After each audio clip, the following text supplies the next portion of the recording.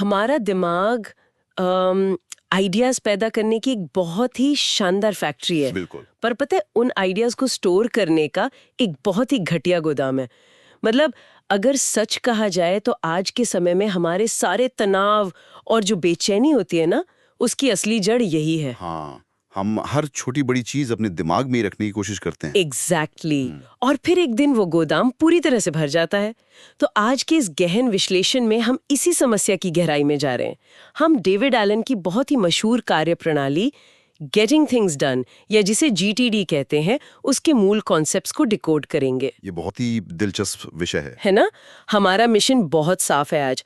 हमें ये समझना है कि सूचनाओं के इस भारी सैलाब में जहां काम का इतना बोझ है, वहां हम कैसे एक रिलैक्स्ड कंट्रोल या तनाव मुक्त नियंत्रण हासिल कर सकते हैं। और ये जो आपने फैक्ट्री बनाम गोदाम वाली बात कही ना, ये इस पूरी कार्यप्रणाली का सबसे मजबूत आधार है। देखिए, जब हम किसी मेडिकल डायग्नोसिस की बात करते हैं, मान लीजिए आपके हाथ में दर्द है, हाँ। और हड्डी टूटी है, तो एक्सरे में वो सफेद लाइन बिल्कुल साफ दिख जाती है। राइट, एकदम क्लियर। हाँ, समस्या और कारण दोनों स्पष्ट होते हैं। लेकिन जब हम मानसिक थकान, काम के बोझ या जो आज के समय का बर्नआउट है, उसकी दुनिया में आते हैं, तो वो एक्सरे मशीन काम करना बंद कर देती है। बिल्कुल, तब कुछ समझ नहीं आता। हाँ, हम बेसिकली एक धुंधले पानी को देख रहे होते हैं, जहां ये पता ही नहीं चलता कि तनाव असल में आ कहां से रहा है। सही कहा। मतलब वो तनाव किसी एक बड़े प्रोजेक्ट से आ रहा है या उन 10 छोटे-छोटे ईमेल से जिनका हमने जवाब नहीं दिया है, ये समझना बहुत मुश्किल हो जाता है। हाँ, क्योंकि आज के जीवन में काम की कोई स्पष्ट सीमाएं तो बची नहीं है। राइट। हर दिन नोटिफिकेशंस आ रहे हैं, मैसेजेस आ रहे हैं,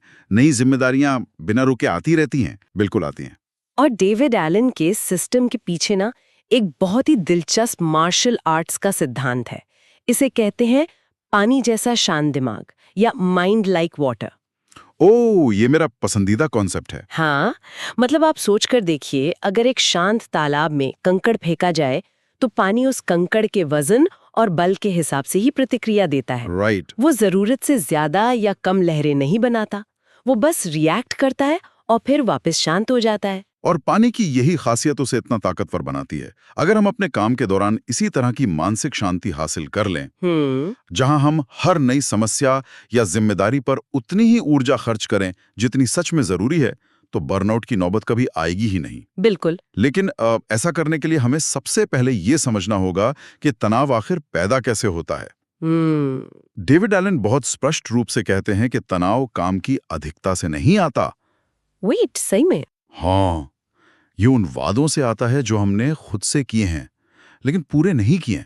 ओह वाओ। और इन अधूरे वादों को इस सिस्टम में ओपन लूप्स कहा गया है। ओपन लूप्स मतलब कोई भी ऐसा काम या विचार जिसका अभी तक कोई निष्कर्ष नहीं निकला है, राइट? एग्जैक्टली। ये तो कुछ भी हो सकता है, जैसे दुनिया की भुखमरी मिटाने का कोई बहुत बड़ा विचार हो या फिर बस घर के पोर्च का खराब बल्ब बदलने का छोटा सा काम हो। हाँ, बिल्कुल, कुछ भी। तो जब तक ये चीजें पूरी नहीं होती या किसी भरोसेमंद सिस्टम में कहीं लिखी नहीं जाती, ये हमारे अवचेतन मन का ध्यान लगातार खींचती रहती हैं। पर मेरे दिमाग में एक सवाल आ रहा है। बताइए। अगर दिमाग को ये ओपन लूप्स इतने ही परेशान करते हैं, तो वो हमें सही समय पे इन्हें पूरा करने की याद क्यों नहीं दिलाता? ये बहुत ही कमाल का सवाल है और इसका जवाब हमारे इवोल्यूशन में छिपा है। विकासवाद के नजरिए से देखा जाए तो इंसानी दिमाग चीजों को याद दिलाने के लिए डिजाइन ही नहीं हुआ है। अच्छा। हाँ, वो सिर्फ सर्वाइवल के लिए बना है। इसका स्रोत में एक बहुत ही आम और मजेदार उदाहरण दिया गया है, टॉर्च की खराब बैटरी का याद आना। अरे हाँ। सोचिए, दिमाग हमें टॉर्च की खराब बैटरी के बारे में तब याद नहीं दिलाता जब हम सुपरमार्केट में नई बैटरियों के शेल्फ के ठीक सामने खड़े होते हैं। बिल्कुल नहीं, तब तो हम कुछ और ही सोच रहे होते हैं। राइट। वो हमें तब याद दिलाता है जब अचानक बिजली चली जाती है और हम घुप अंधेरे में खड़े होते हैं। हाँ, ये तो हम सबके साथ होता है। और उस वक्त उस जानकारी का कोई फायदा नहीं होता, वो सिर्फ हमारी हताशा और तनाव को बढ़ाती है। सच में दिमाग हमेशा गलत समय पर सही बात याद दिलाता है। तो अगर किसी ऐसे इंसान को जिससे इन प्रोडक्टिविटी सिस्टम्स के बारे में कुछ भी नहीं पता है, उसे अगर ये माइंड लाइक वाटर वाली स्टेट पानी हो, तो शुरुआत कहाँ से करनी चाहिए? स्रोत बताते हैं कि शुरुआत बहुत ही बेसिक चीज से होती है, अपने भौतिक डेस्क से, यानी जहां हम काम करते हैं। ओके। उसे पूरी तरह से साफ करना होगा। सभी बिखरे हुए कागजातों, पुरानी रसीदों, पेन ड्राइव्स और नोट्स को इकट्ठा करके एक फिजिकल इंट्री में डालना होता है। लेकिन यहाँ मेरा एक प्रैक्टिकल सवाल है। मतलब क्या अपनी पुरानी बिखरी हुई डेस्क को वैसे ही छोड़ देना ज्यादा आसान नहीं है? लोग ऐसा सोचते तो हैं। क्योंकि लोगों को पता होता है कि उनकी डेस्क की किस अव्यवस्था में कौन सी चीज कहाँ दबी है। तो क्या सब कुछ उठाकर एक ही इन ट्रे में डाल देना दिमाग में एक साथ 50 कंप्यूटर टैब खुले रखने जैसा नहीं है? देखिए, ये एक बहुत ही आम धारणा है जिसे लोग ऑर्गेनाइज्ड केओस या व्यवस्थित अराजकता कहते हैं। हाँ, बिल्कुल। लेकिन कॉग्निटिव साइंस इस बात को पूरी तरह से खारिज करता है। जब आपकी डेस्क पर चीजें बिखरी होती हैं ना, तो हर एक रसीद, हर एक फाइल आपके दिमाग को लगातार एक साइलेंट मैसेज भेज रही होती है। कैसा मैसेज? मुझ पर फैसला लो। और ये हमारे अवचेतन मन की जो ऊर्जा है, उसे धीरे धीरे चूसता रहता है। जब हम उन सभी चीजों को उठाकर सिर्फ एक इन ट्रे में डाल देते हैं, तो हम उन चीजों को छिपा नहीं रहे। नहीं, हम असल में उन 50 खुले हुए टैब्स को बंद कर रहे होते हैं। हम अपने दिमाग को ये भौतिक रूप से आश्वस्त कर रहे होते हैं कि अब कुछ भी आंखों से ओझल नहीं है, सब एक जगह सुरक्षित है और इस पर बाद में आराम से फैसला लिया जाएगा। ओह, समझ गई। ये भौतिक सफाई ही आपके मानसिक शोर को तुरंत कम कर देती है। यानी बिखरा हुआ सामान सिर्फ भौतिक जगह नहीं घेर रहा है, वो हमारी मेंटल बैंडविड्थ भी खा रहा है। बिल्कुल खा रहा है। तो जब डेस्क साफ हो जाती है, तब हम उस असली वर्क फ्लो की तरफ बढ़ सकते हैं जो डेविड एलन ने बताया है। और इस वर्क फ्लो के 5 कदम हैं: कैप्चर, क्लैरिफाई, ऑर्गेनाइज, रिफ्लेक्ट और इंगेज। हाँ, इन 5 कदमों को समझाने के लिए जो गंदी रसोई की सफाई का उदाहरण दिया गया है, मुझे लगता है वो बहुत ही सटीक है। वो उदाहरण इस पूरे प्रोसेस को बहुत आसान बना देता है। मान लीजिए आपको रात का खाना बनाना है, लेकिन रसोई में पहले से ही सुबह के गंदे बर्तन और सब्जियों के छिलके बिखरे पड़े हैं। तो कोई भी सीधे मक्खन पिघलाकर खाना बनाना शुरू नहीं कर सकता। बिल्कुल नहीं। सबसे पहले बिखरा हुआ सामान एक जगह बटोरा जाता है, जिसे हम कैप्चर कहते हैं। राइट। फिर ये तय किया जाता है कि कौन सी चीज फ्रिज में वापस जाएगी और कौन सी कूड़ेदान में। ये क्लैरिफाई करना है। ओके। फिर उन्हें उनकी सही जगह पर रखा जाता है। ये ऑर्गेनाइज है। इसके बाद आप रेसिपी की किताब देखते हैं कि आखिर आज बनाना क्या है। ये रिफ्लेक्ट करना हुआ। बहुत बढ़िया। और जब ये सब हो जाता है, तब आप पैन में मक्खन डालकर असल काम शुरू करते हैं, जिसे एंगेज कहते हैं। हमारी पेशेवर जिंदगी भी एकदम इसी तरह काम करती है। ये एनालॉजी सच में बहुत विजुअल है। तो चलिए पहले कदम पर थोड़ी गहराई से बात करते हैं, कैप्चर। हाँ, इसका तो सीधा सा मतलब यही है ना कि अपने दिमाग से सब कुछ बाहर निकालकर किसी एक जगह पर ले आना। बिल्कुल, जिसे माइंड स्वीप करना कहा गया है। हाँ, माइंड स्वीप। चाहे वो कोई डिजिटल नोटपैड हो या आपकी भौतिक इंट्रे, हर छोटी बड़ी चीज जो दिमाग में घूम रही है उसे बस लिख लेना है। और एक बार जब आपने सब कुछ इकट्ठा कर लिया, तो फिर दूसरा और शायद सबसे महत्वपूर्ण कदम आता है, क्लैरिफाई, यानी स्पष्ट करना। और मुझे लगता है यहीं पे ज्यादातर लोग फेल हो जाते हैं। 100%। इंट्रे में जो कुछ भी इकट्ठा हुआ है ना, उसे एक एक करके उठाना होता है और खुद से 2 बेहद जरूरी सवाल पूछने होते हैं। वो सवाल क्या है? पहला सवाल, क्या ये काम करने लायक है, यानी इज इट एक्शनेबल? और अगर जवाब हाँ है, तो दूसरा सवाल, अगला कदम क्या है, यानी व्हाट्स द नेक्स्ट एक्शन? पता है, ये अगला कदम वाली बात सुनने में बहुत आसान लगती है, लेकिन असल में ये बहुत गहरी है। बिल्कुल। मतलब मान लीजिए किसी की टू डू लिस्ट में लिखा है कार के टायर बदलना। हाँ। अब तकनीकी रूप से देखा जाए तो टायर बदलना कोई अगला कदम तो है ही नहीं। एकदम सही पकड़ा आपने। क्योंकि इंसान खुद पेंचकस लेकर टायर तो नहीं बदल रहा है ना। हाँ, डेविड एलन इसे बहुत ही मजेदार तरीके से अमॉर्फस ब्लब ऑफ अनडूएबिलिटी कहते हैं। ये नाम ही कितना डरावना है ना? आसान भाषा में कहें तो ये एक ऐसा डरावना और बिना आकार का काम है जिसे शुरू करने का कोई रास्ता दिमाग को समझ ही नहीं आता। जब हमारी टू डू लिस्ट में मॉम, बैंक या टायर जैसे अधूरे शब्द लिखे होते हैं, तो दिमाग तुरंत एक बचाव की मुद्रा में आ जाता है। वो प्रोक्रेस्टिनेट करने लगता है। बिल्कुल, वो काम को टालने लगता है क्योंकि उसे पता ही नहीं कि भौतिक रूप से करना क्या है। टायर बदलने का असली अगला कदम शायद इंटरनेट पर टायरों की कीमत खोजना हो सकता है, या फिर सीधे मैकेनिक को फोन करना हो सकता है। हाँ, और जब तक ये स्पष्ट नहीं होता, तब तक वो काम सिर्फ एक मेंटल बोझ बना रहता है। तो अगर मैं इसे एक एनालॉजी में बदलूं, तो क्या क्लैरिफाई करने का मतलब अपने ही जीवन के लिए एक कस्टम ऑफिसर बनना है? कस्टम ऑफिसर कैसे? बॉर्डर पे खड़े होकर ये तय करता है कि अच्छा, किस विचार को हमारे जीवन में एंट्री मिलेगी, किसे वीजा मिलेगा और किसे तुरंत कूड़ेदान में डिपोर्ट कर दिया जाएगा। ओह, ये कस्टम ऑफिसर वाली एनालॉजी बिल्कुल परफेक्ट फिट बैठती है ना? हाँ। आपको हर आइटम को देखकर ये तय करना होता है कि क्या ये कचरा है जिसे फेंकना है, क्या इसे भविष्य के लिए संभाल कर रखना है जिसे रेफरेंस कहते हैं, या क्या इस पर कोई तुरंत एक्शन लेना है।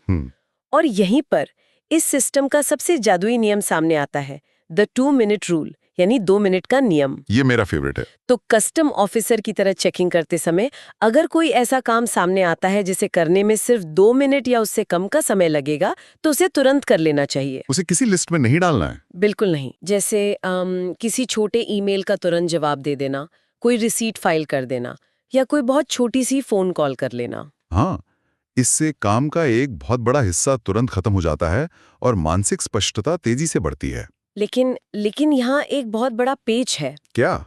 अगर हम हर एक छोटे ईमेल या मैसेज पर ये 2 मिनट का नियम लगा दें, तो क्या कोई इंसान पूरा दिन उसी चक्कर में नहीं फंसा रहेगा? मतलब आज के समय में तो हर मिनट फोन बजता है। ये सच है।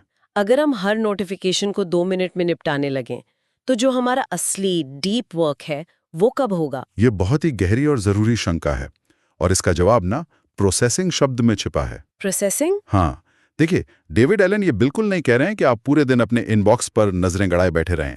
2 मिनट का नियम सिर्फ तब लागू होता है जब हम जानबूझकर अपनी इन ट्रे या इनबॉक्स को प्रोसेस करने बैठते हैं। अच्छा। मान लीजिए आपने दिन में 2 बार आधा घंटा तय किया है सिर्फ ईमेल्स छांटने के लिए। उस आधे घंटे में जब आप चीजों को क्लैरिफाई कर रहे हैं, सिर्फ तब ये नियम लगाना है। ओह, तो ये हर मिनट आने वाले नोटिफिकेशंस पर रिएक्ट करने के लिए नहीं है? बिल्कुल नहीं। ये जमा हो चुके काम को तेजी से छांटने का एक टूल है। ये बहुत बड़ा फर्क है। मतलब हमें अपने प्रोसेसिंग मोड और वर्किंग मोड को एकदम अलग रखना है। एग्जैक्टली। तो जो काम 2 मिनट में हो सकते थे वे तो हमने कर लिए, लेकिन जो काम 2 मिनट से ज्यादा के हैं उनका क्या? यहीं से हमारा तीसरा कदम शुरू होता है, ऑर्गेनाइज, यानी व्यवस्थित करना। जो काम तुरंत नहीं हो सकते उन्हें हमें सही बकेट्स या सूचियों में डालना होगा। राइट। और ये बकेट्स बहुत ही स्पष्ट होनी चाहिए ताकि हमारे दिमाग को उन पे पूरा भरोसा हो सके। तो ये बकेट्स कौन-कौन सी हैं? इन बकेट्स को समझना बहुत जरूरी है। पहली बकेट है प्रोजेक्ट्स लिस्ट। जीटीडी की भाषा में कोई भी ऐसा काम जिसे पूरा करने में 1 से ज्यादा कदम लगते हैं वो प्रोजेक्ट है। मतलब घर की सफाई से लेकर एक नई कंपनी शुरू करने तक सब कुछ प्रोजेक्ट है। बिल्कुल। दूसरी बकेट है कैलेंडर, और डेविड एलन कहते हैं कि कैलेंडर एक बहुत ही पवित्र जगह है। पवित्र जगह? हाँ, इसमें सिर्फ और सिर्फ वही चीजें जानी चाहिए जो एक निश्चित दिन या समय पर ही होनी है, जैसे कोई मीटिंग हो गई या डॉक्टर की अपॉइंटमेंट। इसे साधारण कामों से नहीं भरना चाहिए। और ये एक बहुत ही आम गलती है जो हम सब करते हैं। हाँ, लोग अपनी पूरी टू डू लिस्ट को ही कैलेंडर में डाल देते हैं और फिर जब दिन के अंत तक वो पूरी नहीं होती तो सिर्फ हताशा और निराशा हाथ लगती है। एकदम सही। इसलिए तीसरी बकेट है नेक्स्ट एक्शंस लिस्ट। जो काम कैलेंडर में नहीं है लेकिन जिन्हें जल्द से जल्द किया जाना है वो यहां आएंगे। ओके। चौथी बकेट है वेटिंग फॉर। ये उन कामों के लिए है जो हमने किसी और को सौंप दिए हैं और हम बस उनके जवाब का इंतजार कर रहे हैं। ये तो ऑफिस के काम में बहुत काम आती होगी। लेकिन मेरी जो सबसे पसंदीदा बकेट है वो है 5वीं, someday may be. Someday may be list. ये तो असल में गिल्ट फ्री जोन है ना। बिल्कुल। ये उन चीजों के लिए है जो आज नहीं करनी है लेकिन भविष्य में कभी ना कभी करने की इच्छा है। जैसे स्पेनिश भाषा सीखना या कोई किताब लिखना या फिर गिटार बजाना सीखना। हाँ, इन चीजों को अपनी रोजमर्रा की लिस्ट से बाहर निकालकर इस अलग बकेट में डालने से ना आज का दिन बोझिल नहीं होता। राइट। और साथ ही दिमाग को ये तसल्ली रहती है कि वो सपना कहीं खो नहीं गया है, वो सुरक्षित है। तो अब हमने सब कुछ इकट्ठा कर लिया, कैप्चर, उसे स्पष्ट कर लिया, क्लैरिफाई, और उसे सही जगह व्यवस्थित भी कर लिया, ऑर्गेनाइज। बिल्कुल। अब एक नए इंसान के लिए जिसने आज ही अपनी डेस्क साफ की है ये सब बहुत अच्छा लग सकता है, लेकिन अगर हम इन सूचियों को दोबारा मुड़कर देखेंगे ही नहीं तो ये पूरा सिस्टम तो कुछ ही दिनों में ढह जाएगा। और इसीलिए यहाँ आता है हमारा चौथा कदम, रिफ्लेक्ट, यानी समीक्षा करना। और इसका जो सबसे बड़ा हथियार है वो है वीकली रिव्यू। Weekly review? हाँ, वीकली रिव्यू या साप्ताहिक समीक्षा इस पूरे सिस्टम की रीढ़ की हड्डी है। मैं तो कहूंगा कि बिना इसके दुनिया का कोई भी सिस्टम फेल हो जाएगा। तो इसे करते कैसे हैं? सप्ताह में एक बार आमतौर पर शुक्रवार की दोपहर को अपने सिस्टम को फिर से ताज़ा करना होता है। इसके 3 मुख्य हिस्से होते हैं। ओके। पहला, गेट क्लियर, यानी स्पष्ट होना। सप्ताह भर की सभी नई रसीदें, नोट्स और दिमाग में घूम रहे जो नए विचार हैं, उन्हें फिर से इन ट्रे में डालना और उसे खाली करना। और दूसरा हिस्सा है गेट करंट, यानी अप टू डेट होना।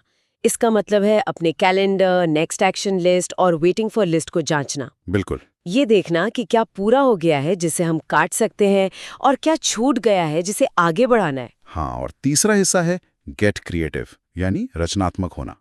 जब आपका दिमाग पूरी तरह से खाली और शांत हो जाता है ना, तब नए विचारों और सपनों को अपनी उस समडे में भी लिस्ट में जोड़ना। पता है, अगर इस आदत को गहराई से देखा जाए तो ये बिल्कुल वैसा ही है जैसे किसी लंबी समुद्री यात्रा पर जाने से पहले हर हफ्ते अपने जहाज का कंपास रीसेट करना, हाँ, ताकि आप सही दिशा में चलते रहे। क्या बात है, बहुत ही उम्दा एनालॉजी है। अगर ये कंपास रीसेट नहीं होगा तो हम अपनी ही बनाई सूचियों पर भरोसा खो देंगे, और जैसे ही वो भरोसा टूटता है, हमारा दिमाग वापस हर चीज को खुद याद रखने की कोशिश करने लगता है और तनाव वापस लौट आता है। एग्जैक्टली। ये वीकली रिव्यू ही वो आदत है जो हमारे दैनिक बर्नआउट को रोकती है और हमें लगातार फोकस बनाए रखने में मदद करती है। तो चलिए अब हम इस वर्कफ्लो के आखिरी और 5वें कदम पर आते हैं, इंगेज, यानी काम में जुटना। हाँ। अब जब सब कुछ व्यवस्थित है तो ये कैसे तय किया जाए कि अभी इसी पल कौन सा काम करना है। मतलब मान लीजिए मेरी नेक्स्ट एक्शंस लिस्ट में 50 काम लिखे हैं और दोपहर के 3 बज रहे हैं, मैं कैसे चुनूंगी कि मुझे क्या करना है? इसके लिए इस कार्यप्रणाली में 4 बहुत ही प्रैक्टिकल पैमाने बताए गए हैं। अच्छा। पहला है स्थिति या कॉन्टेक्स्ट, यानी अभी हम कहाँ हैं और हमारे पास क्या उपकरण हैं। ओके। अगर आप बस में सफर कर रही हैं और आपके पास लैपटॉप नहीं है, तो आप प्रेजेंटेशन बनाने वाला काम तो नहीं कर सकते। बिल्कुल नहीं, मैं सिर्फ फोन कॉल कर सकती हूँ या कोई आर्टिकल पढ़ सकती हूँ। राइट। दूसरा पैमाना है समय। क्या आपकी अगली मीटिंग से पहले सिर्फ 10 मिनट बचे हैं? अगर हाँ, तो आपको कोई ऐसा काम चुनना होगा जो 10 मिनट में खत्म हो जाए। ये तो बहुत लॉजिकल है। और तीसरा पैमाना सबसे दिलचस्प है, ऊर्जा या एनर्जी। ऊर्जा? हाँ, अगर दोपहर के 3 बजे हैं और लंच के बाद वाली सुस्ती छाई हुई है, तो उस वक्त कंपनी की बैलेंस शीट का विश्लेषण करने वाला भारी काम उठाना बेवकूफ़ी होगी। हाँ, बिल्कुल। उस वक्त तो नींद आ रही होती है। उस वक्त ये सिस्टम हमें मदद करता है कि हम कोई आसान काम चुनें, जैसे कुछ फाइल्स को फोल्डर में लगाना या किसी से छोटी सी बात कर लेना। और चौथा पैमाना क्या है? इन सब के बाद आता है चौथा पैमाना, प्राथमिकता या प्रायोरिटी। इन तीनों चीज़ों यानी कॉन्टेक्स्ट, टाइम और एनर्जी को देखने के बाद जो सबसे ज्यादा जरूरी काम बचता है, वही हमारा असली इंगेज करने वाला काम होता है। वाओ! जब हम इन 4 पैमानों का इस्तेमाल करते हैं तो हमारे काम करने का तरीका पूरी तरह से बदल जाता है। हम बस अंधेरे में तीर नहीं चला रहे होते। बिल्कुल। लेकिन यहाँ एक व्यावहारिक सवाल और खड़ा होता है। पूछे। मान लीजिए सब कुछ बहुत अच्छे से चल रहा है, मेरी लिस्ट अपडेटेड है, 2 मिनट रूल भी काम कर रहा है, लेकिन तभी जीवन में अचानक कोई बड़ा संकट आ जाए या ऑफिस में अचानक कुछ बड़ा नुकसान हो जाए। ऐसे समय में तो इंसान बस आग बुझाने में लग जाता है ना? क्या तब ये सारा कागज पेन और सूचियों वाला सिस्टम बेकार नहीं हो जाता? ये डर बहुत स्वाभाविक है, लेकिन सच बताऊं, असल में ये सिस्टम संकट के समय ही अपनी असली ताकत दिखाता है। वो कैसे? जब जीवन में अचानक कोई बड़ा बदलाव आता है, तब ये सिस्टम एक एंकर यानी लंगर की तरह काम करता है। जब सब कुछ हाथ से निकलता हुआ लगे, तब ये सिस्टम सिर्फ एक सवाल पूछने को कहता है, इस स्थिति में अगला कदम क्या है? Exactly, what's the next action. यानी हमें पूरी समस्या को एक साथ देखकर घबराना नहीं है, सिर्फ उसका भौतिक अगला कदम खोजना है। हाँ, ये एक अकेला सवाल आपकी ऊर्जा को तुरंत वापस फोकस में ले आता है। और सबसे बड़ी बात, हमें ये डर नहीं रहता कि संकट को सुलझाने के चक्कर में हमारे बाकी काम छूट जाएंगे, क्योंकि हमें पता है कि हमारी बाकी की जिंदगी, हमारे सारे प्रोजेक्ट्स, हमारे उस भरोसेमंद सिस्टम में सुरक्षित रखे हुए हैं। बिल्कुल। हम अपना 100% ध्यान उस संकट को सुलझाने में लगा सकते हैं, और जब संकट टल जाए तो वापस अपनी सूचियों पर लौट सकते हैं। यही भरोसा हमें डिजिटल दुनिया के शोर और अंतहीन नोटिफिकेशंस के बीच भी उस माइंड लाइक वाटर स्टेट में बनाए रखता है। एकदम सही। ये सच में एक बहुत ही सशक्त विचार है। अगर हम इस पूरी चर्चा का निचोड़ निकालें तो सबसे बड़ी सीख यही है कि हमें अपने दिमाग को एक गोदाम की तरह इस्तेमाल करना बंद करना होगा। हाँ, ये जो 5 कदम है, कैप्चर, क्लैरिफाई, ऑर्गेनाइज, रिफ्लेक्ट और एंगेज, ये सिर्फ कुछ नियम नहीं है, बल्कि ये जीने का एक नया तरीका है। एक ऐसा तरीका जहां हम अपने विचारों को दबाते नहीं हैं बल्कि उन्हें एक सुरक्षित जगह देते हैं। और कोई भी इंसान, चाहे वो अपनी प्रोडक्टिविटी जर्नी में बिल्कुल नया ही क्यों ना हो, वो आज ही अपनी डेस्क साफ करके और अपने दिमाग में चल रही बातों को एक कागज पर उतारकर इस तनाव मुक्त नियंत्रण की शुरुआत कर सकता है। बिल्कुल। अब अंत में इस पूरी बातचीत को समेटते हुए हम एक ऐसे विचार पर छोड़ना चाहेंगे जिस पर गहराई से सोचा जा सके। अब बस एक पल के लिए कल्पना कीजिए, अगर हमारी जिंदगी में मौजूद हर एक इंसान, हमारे सहकर्मी, हमारे दोस्त, हमारा परिवार 100% भरोसेमंद हो जाए। वाह, ये तो किसी यूटोपिया जैसा लगता है ना? मतलब अगर किसी बातचीत में कोई काम तय हुआ है तो वो किसी भी हाल में पूरा होगा, वो कहीं बीच में किसी क्रैक से नीचे नहीं गिरेगा। अगर हर कोई इस सिस्टम की तरह काम करने लगे तो हमारे समाज और हमारे रिश्तों से चिंता और अविश्वास का कितना बड़ा हिस्सा हमेशा के लिए गायब हो जाएगा। शायद डेविड एलन का ये सिस्टम सिर्फ काम करने का तरीका नहीं है, हाँ, बल्कि ये एक बेहतर और भरोसेमंद इंसान बनने का टूल भी है। तो बस अपने दिमाग को सोचने का काम करने दीजिए, उसे फाइलिंग कैबिनेट मत बनाइए। बिल्कुल सही बात है।